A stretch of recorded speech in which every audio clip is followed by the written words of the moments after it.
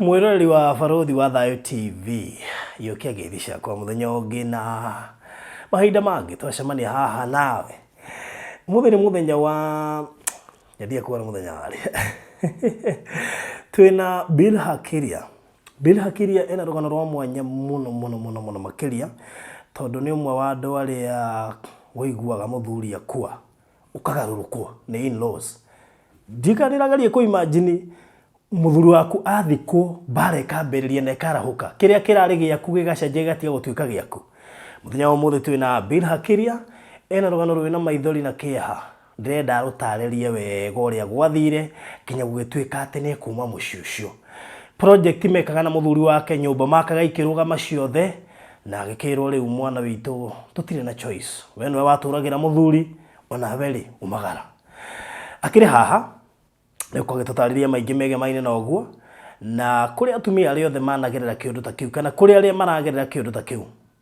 poleni sana mwena kiende gia kuririra na koguo nikio twi haha tabarothi wa Thayo TV kumuhe mweke wa kwiaria na kwiiturura na nigetha ngoro cianyu ihone. Karibu sana wiigwe rugano rwa Bilha Kiria rugano ruyuire kiha na maithori tukae kwehera hau. Mtazamaji wa Barothi TV, kwa majina ni Bilha Kiria, mzaliwa wa Embu County, MBERE North. Place inaitwa Nthigirani. Primary nilisomea shule inaitwa Nthigirani Primary School. After primary nikajoin high school St. Sacred Heart of Jesus. Maisha haikuwa rahisi vile.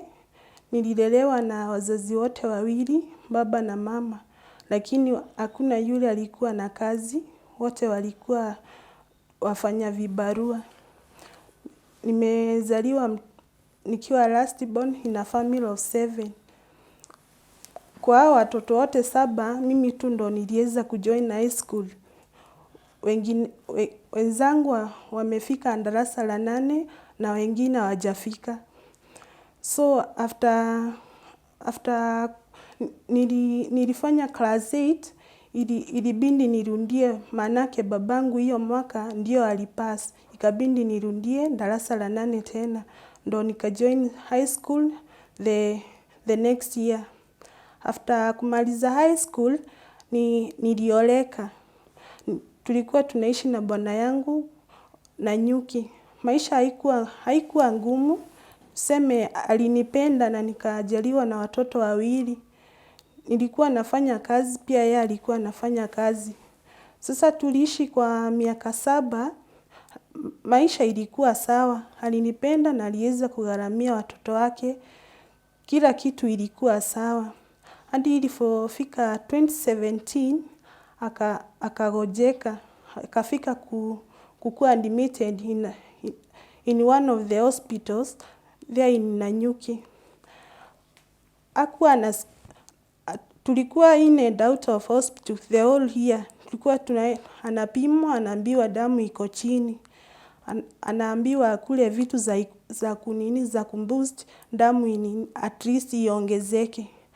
Hapo ilifika akazindiwa mwezi wa 9 tukambandilisha hospitali aliyokuwa amelazwa akakuwa referred to Kenyatta. Nilibaki pale nikifanya kazi kukidhi mahitaji ya watoto sababu nilikuwa na mtoto mdogo wa miezi na my first born alikuwa amejoin shule. Though alikuwa 3 years. It was the first year in school. Nilingangana nilikuwa mfanya biashara. Nilikuwa na gharamia watoto, kulipa nyumba. Mara nimeacha kazi, nafunga naenda Nairobi kumwangalia hospitalini. Ilifika mahali pia mimi nikalazwa na huyu mtoto mdogo. Wakati nililazwa sikuwa na simu ambayo nilikuwa natumia, simu ya mwenye alikuwa bwana yangu iliharibika, ikabindi nimpatie simu yangu hakuwa anatumia. Sasa nikabakia sina simu na singenunua simu sababu nilikuwa na mgonjwa hospitalini na mimi tu ndo nilikuwa nagharamika. Lakini nilikuwa napigia watu wao nyumbani kuambia mtoto wao asikii vizuri na tulikuwa tunawasiliana vizuri. Haikukuwa na shinda yoyote. Pia wao walikuwa wanakuja kumwangalia hospitali. Ilifika mahali nikiwa hospitalini siku moja nikampigia. Nilikuwa naomba simu tu kwa hao wagonjwa wenzangu ambao tulikuwa tumelazwa na wao nampigia. Hiyo siku asubuhi moja kitu saa 4 hivi nikapiga simu yake. Simu yake haikuchukuliwa, no answer. Mara ya kwanza, ya pili, ya tatu nurse akachukua. Kaniambia, hello, this is Kenyatta Hospital. How can we help you? Kamwambia, I wanted to speak to William. Kaniuliza, William ni nani? Kamwambia, William ni bwana yangu. Kaniambia sawa, nampatia simu uongee na yeye. Kutoka hapo simu yake ikakuwa mteja. Wakati sasa nikajiuliza, how comes simu imekuwa mteja na ameniambia anaenda kunitia William tuongee na yeye.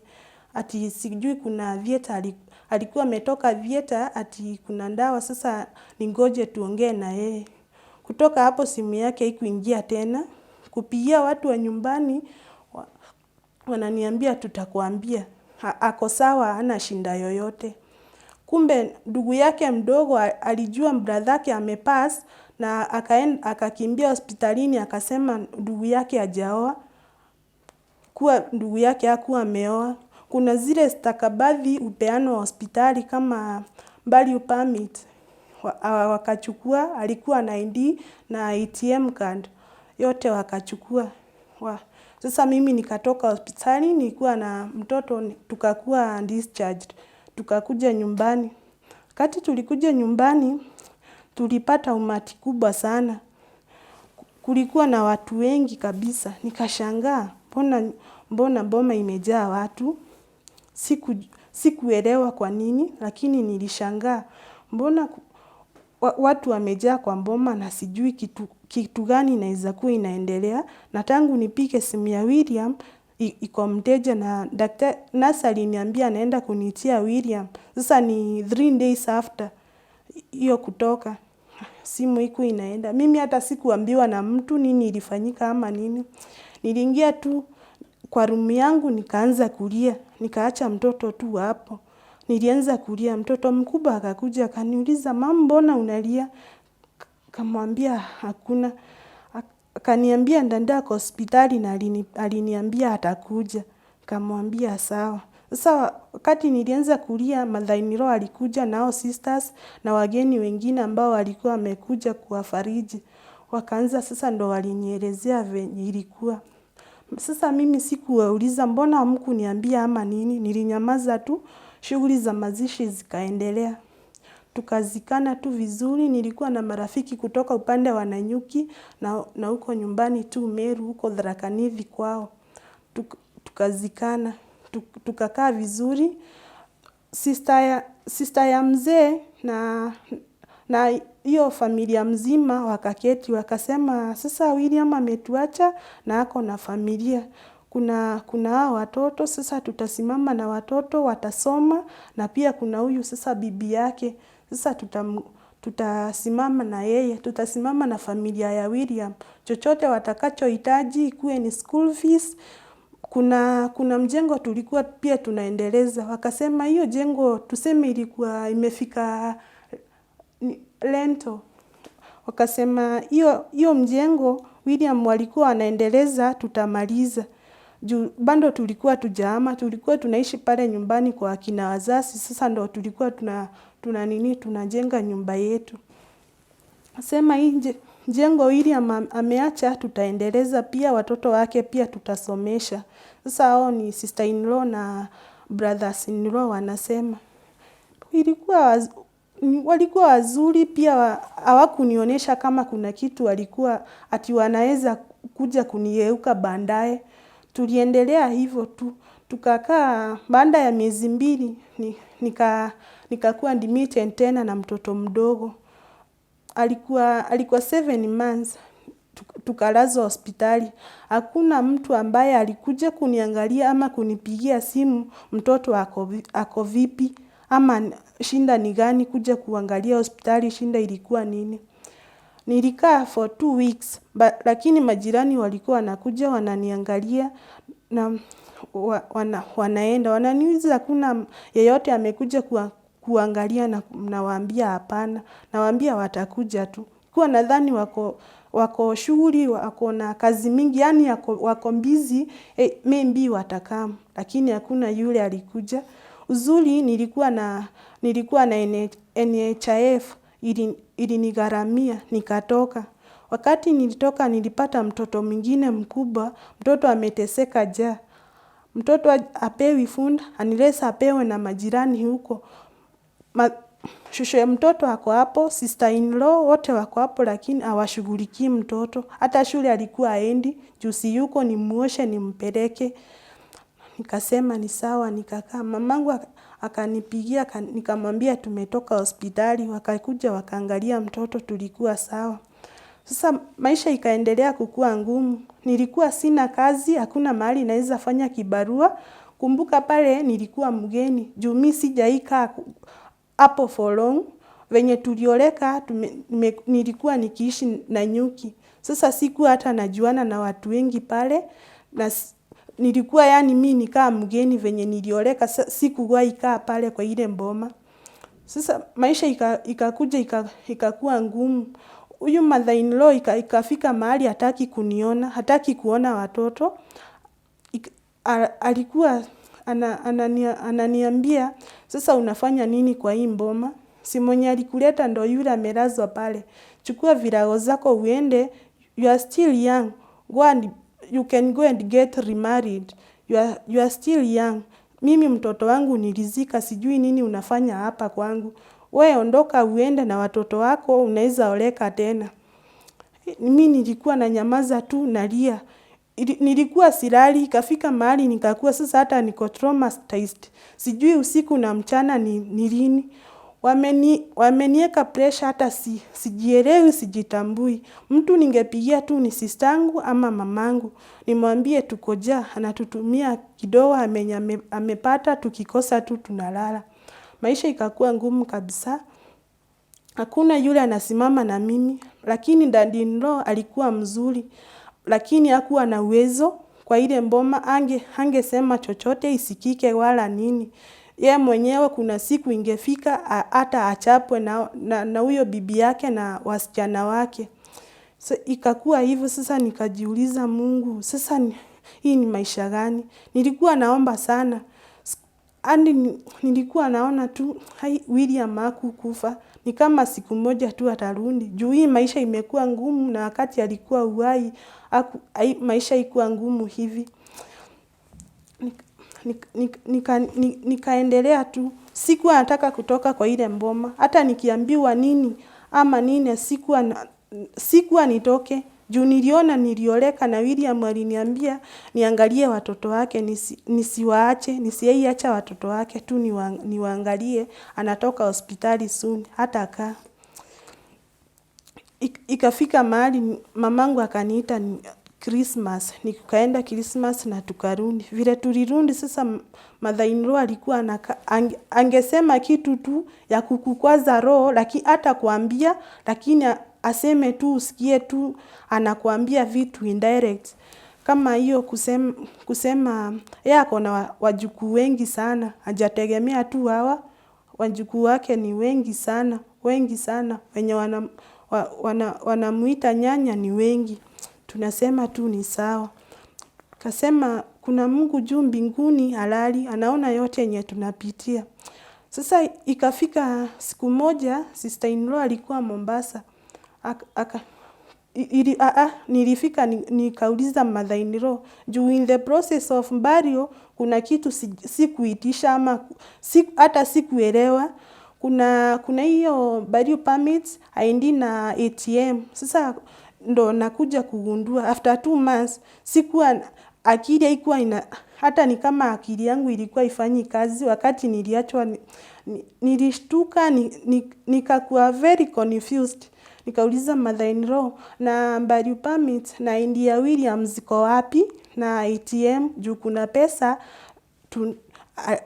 kuna pesa kwa account yake. Akaniambia hizo vitu hazikitoka hospitali, hazikupeanwa, ziko Kenyatta. Nikamuliza uko mochari hizo document hazikupeanwa akitolewa. Nikamwambia sidhani kuna mwili unaweza tolewa documents zake zibaki huko.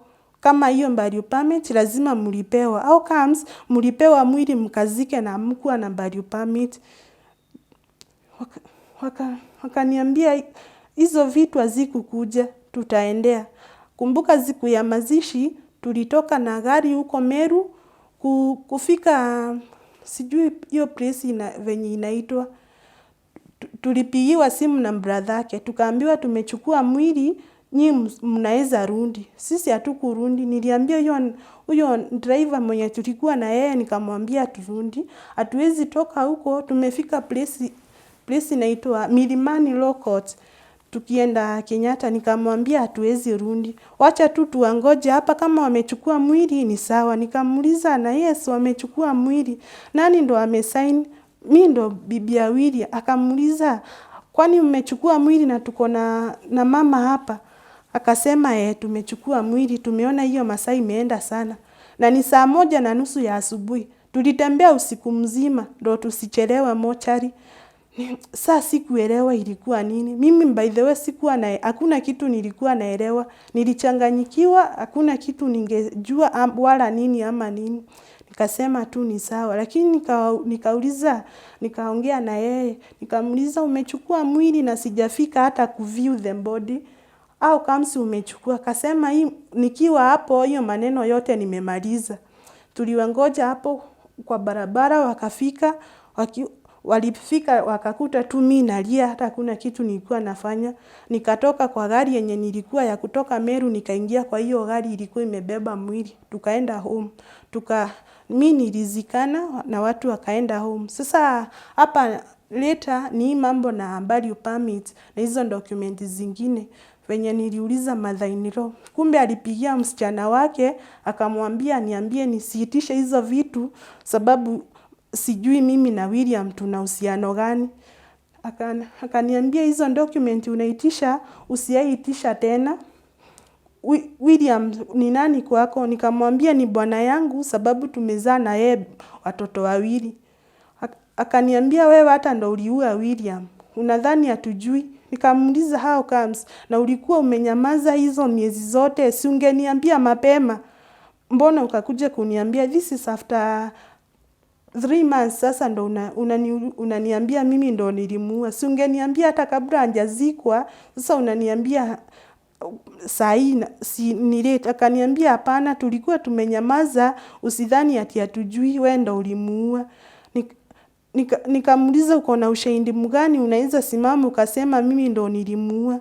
Akasema hapana, wewe usitake mambo mingi na usihitaji hizo document tuko nazo ni za bradhangu, si zako. Hatujui William ni nani kwako. Nikamwambia ni sawa, kama imefika hapo ni sawa. Sasa venye aliniambia hivyo mimi nilienda nikaambia father-in-law venye nimeambiwa na msichana wake. Father-in-law akaniuliza maneno gani hayo tena unaleta na bando tunalia. Angalia tuko na majonzi, tumeachwa na mtoto, alafu sasa bandara ya kukua na umoja, sasa mnaleta utengano. Mambo gani hayo tena? Nikamwambia ni sawa, kama imefika hapo acha mimi nijitoe kwa hii mboma sababu mambo nimekuwa nikipitia ni magumu, lakini nilikuwa nimeamua kuvumilia juu nilikuwa nimeoleka na nilikuwa nataka tu kulea watoto wangu. Nikaona ni ngumu. Ilifika hapo nikachukua watoto wangu nikaenda nyumbani kwa mama yangu. Mama yangu si ati amekaa vizuri lakini alinipokea vizuri. Nikasikia kweli niko kwa mikono ya mamangu juu alitupokea pamoja na watoto wangu. Though hakuwa hana ile uwezo but watoto wangu tulipata amani. Yaani tuseme hatukuwa na nyumba hata ya kulala juu tunaingia kwa nyumba moja sisi wote tunalala lakini watoto wangu walikuwa na amani. Nikauliza mtoto wangu mkubwa, utarudi huko kwa baba yenu. Kaniambia hapana, acha tukae huku mam, hata kama hatuna nyumba ama kitanda, wacha edi tulale chini, lakini nyanya yuko hapa anashinda kukupigia kelele kila time. Mtoto wangu alikuwa anaona venye nyanyake alikuwa ananigombeza kila mara, akaniambia hapana. Hata waleo mtoto wangu ukimwambia rudi huko haezi rudi. Anajua ni kwao lakini haezi rudi. Sababu ya zile vitu tulipitia hapo. Wanaweza pika na wasilishe mtoto, na saa hizo wanajua vizuri nimelazwa hospitali na mtoto mwingine mdogo. Kutoka hapo niliachia mamangu watoto. Nikafanya vibarua, mara napata sipati. Nikafanya kazi mingi sana ngumu. Nikarudi tena nyumbani, sikupata kazi, nikachukua watoto tukarudi tu pale Nanyuki. Nanyuki niling'ang'ana na watoto. Kumbuka sina kazi niliacha, na this is after, ilikuwa 2019, after 2 years sasa nimerudi. Sikupata kazi, ikabidi nirudishe watoto nyumbani tena. Juu niliona watoto wangu wanateseka, hakuna shule mzuri, hawakai vizuri venye ninataka, hakuna hata ile mavazi, hata kulipa shule ikakuwa ni ngumu. Juu wote ilifika time wakaingia, hata huyu mdogo akaingia shule. Nikang'ang'ana na maisha ikakuwa ni ngumu kabisa. Hadi saa hii watoto wangu hawakai vizuri vile ninavyotaka, na kazi hakuna, na yenye nimepitia ni mingi. Nikikumbuka hivi nasikia tu kulia, isipokuwa tu wakati mwingine naambia tu Mungu wewe ndo unajua mbona nipitie magumu haya. Sasa ndo nilikuwa nauliza for the well wishers ambao wanajitazamia hii video, kama una uwezo tu, if you can help me start a small business to cater for my kids, just a small business, ingekuwa ni ombi langu tu ambalo ninawaomba. Kama mnaweza tu, juu kazi ambayo ninafanya kwa saa hii ni kazi ya nyumba, hailipi vizuri. Mimi mwenyewe sikai na watoto wangu, inachukua hata miezi kadhaa ama hata mwaka kuonana na watoto wangu. Juu watoto wangu wanaishi nyumbani huko ushago na mama yangu, na maisha si ati iko rahisi vile. Pia mama yangu ananitegemea mimi, watoto pia wananitegemea. Okay, so tupatie namba yako yenye watu wanaweza labda kutumia kukupigia, kukusupport, kukuencourage. 07 02 688 581. Once again 0702 688 581. Okay. Itatoa nani? Bilha Kiria. Bilha Kiria. Yeah. Thank you so much. Jipe moyo. Ungetaka kuambia nini wamama ama wamama wenye wanapitia hali kama yako, ama waliopitia hali kama yako? Ningetaka kuambia wamama ambao wanapitia hali kama yangu, usijilazimisha hapo. Toka tu move on, uende tu, Mungu atakufungulia njia nyingine. Juu pasipokuwa nilitoka kwa ile mboma ningekuwa nilikufa.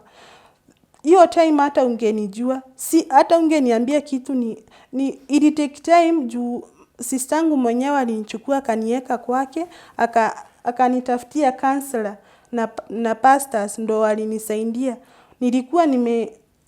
Nilikuwa nimepata depression. Hakuna kitu nilikuwa najua. So kama unapitia hali kama hiyo yangu, ama ulipitia tu, kuna Mungu juu mbinguni atakufungulia milango mingine. Tu toka hapo. Juu mimi nilikuwa naona kuna haja gani nitoke hapa, kuna shamba na kuna hii jengo tulikuwa tunaanzisha na walisema watamalizia. Hata kama hawatakamilisha, mtoto wangu atakuwa mkubwa akuje kukamilisha hili jengo. Ningewaambia toka tu hapo uende uanzishe tu maisha mingine. Kuna milango ambayo itafunguka. Kumbuka Mungu ako pamoja na wewe, haezi akakuasi. Wewe tu endelea kumtumikia, lakini siwezi kukwambia uendelee kukaa hapo. Juu mimi nilijiumiza sana nikikaa hapo ati nimevumilia, lakini data nilikuja kujua wale watu walikuwa na unafiki ndani yao, lakini hawakunionyesha. Okay. So sijui kama kuna uwasia ama advice ungetaka kuambia hawa wamama wafanye wakiwa kwa ndoa, kwa sababu mzee anaweza enda anytime. How prepared should you be ili akienda hata ukifukuzwa utakuwa na mali yako? Wakue kuna ukipata kidogo unajisevia na usiaifungua ati hii account moja kama ujinga nilikuwa nimefanya. By the time nilikuwa nafanya business, lakini kumbuka sikuwa na my own account, tulitumia account moja. Sasa hiyo account moja ni ile hata ATM yenyewe sijaipata hata hadi wa leo. So unjifungulie kama ni account ama unjisevie, kuna hata M-Pesa, lakini usiaitumia account moja. Tumia yako tu binafsi. Okay, sawa sawa. Kwa hivyo wewe kuna yale makosa ulikuwa umefanya kwa ndoa yenye ilifanya uwe maskini after bwanako kuenda?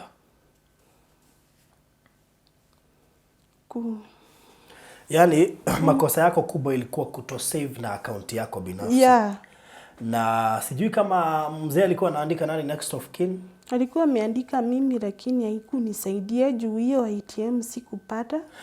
No, let me ask you a question. Kwani banki inaweza peana pesa ya bwanako na yeye ndiye next of kin? Yezi peana. Ni ile kunitesa. Kwa hivyo hiyo pesa bado iko? Hiyo pesa bado iko, si ati walitoa. Pesa iko juu. Lakini huwezi access? Siwezi. Na kwa sababu najua labda tuna wakili anatazama. Yes. Na watoto bado wanaumia. Yeah. Ikiwa wewe ni wakili na uko hapa na ungetaka kusaidia huyu mama kupata ile haki kutoka kwa ile familia alipokuwa ameoleka, nafikiri ni wakati mzuri uweze kumpigia simu angalau aweze kupata haki yake. Kama vitu za bwanake zilikuwa zimeandikwa next of kin akiwa, na ni vizuri tu advice wanaume, weka bibi yako akiwa next of kin kwa sababu hujui kifo yako ni lini. Yeah. So ikiwa imehappen sasa, bwanako anafikiria kwenye alienda, anafikiria labda unaishi maisha mazuri, kumbe unaishi kuteseka, na labda alikuwa na mali mingi.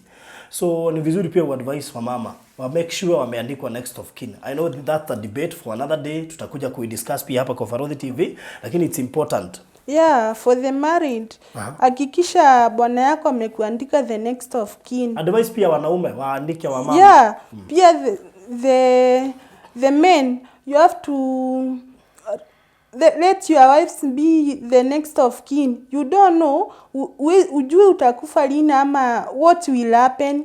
Kwa familia ambazo tunaishi kwa nowadays, ni familia you can't predict what will happen.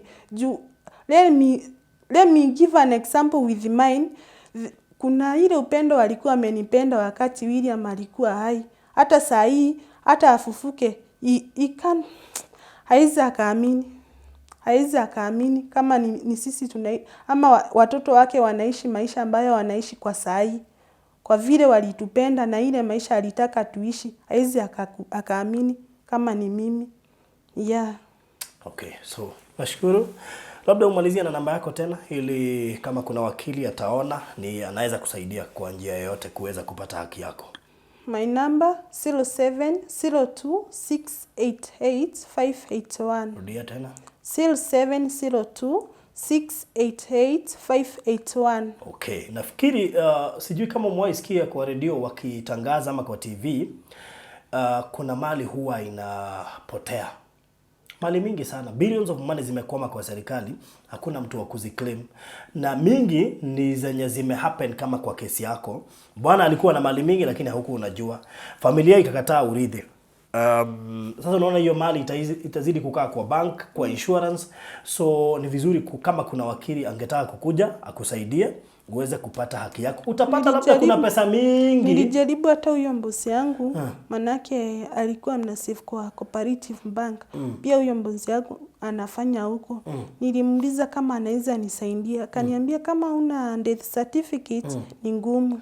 Lakini kuna wakili anaweza kukusaidia uweze kupata hata hiyo death certificate. Ni rahisi sana. Because I'm very sure hata mkipoa death certificate kuna ile copy inabaki kwa chief ama kwenye ulichukulia. So I'm pretty sure that kukiwa na wakili mzuri, na nafikiri hapa tutajaribu kutafuta wakili kwa sababu kuna watu wengi sana tunafaa kusaidia. So hapa kwa Farodhi TV pia tutakutafuta wakili mwenye atakuwa akisaidia wateja wenye wanakuja hapa, because I know they are unaweza pata wewe hutaipata shida tena. Tukipata wakili na apate hiyo pesa, hapo utapata bwanako alikuwa na mali mingi sana, hautaiteseka tena. Hata watoto hawataiteseka tena. So let's hope for the best. Lakini iwapo wewe ni wakili na uko hapa na ungetaka kutusaidia, make sure you call me via 0798 008 008 0798 008. Thank you so much and God bless you. Na pole sana. Bilha, Mungu yunawe. Asante.